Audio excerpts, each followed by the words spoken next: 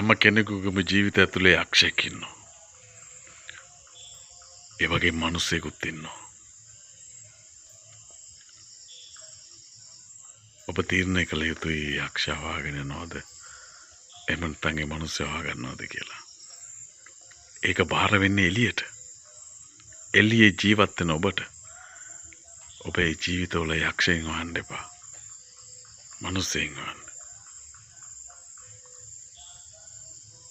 යක්ෂයන් හොයනවා නම් එහෙම නැත්නම් සාතන් හොයනවා නම් ඔබට ජීවිතේ සාතන් හම්බෙන්න පුළුවන්. නැවත ඔබ වෙත මහපො හැරලා බැලුවොත්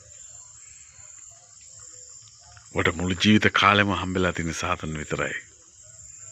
එළියේ දකින්න පුරුදු වෙන්න. අනික ඇතුලේ මිනිස්සු ජීවත් වෙනවා කියලා දකින්න පුරුදු වෙන්න. ඇත්තට එළියේ මිනිස්සු දකින්න පුළුවන් වුණොත් ඔබට ජීවිතේ හරියාකාරව මිනිස්සු ඉන්නවා කියලා තේරුම් ගන්න පුළුවන් වෙයි.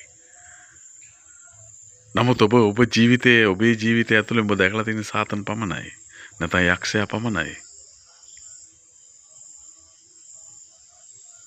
ඔබෙන් ඉවත් වෙලා ඔබ එළිය දිහා බලන්න. ඔබට මිනිස්සු හම්බ වෙයි.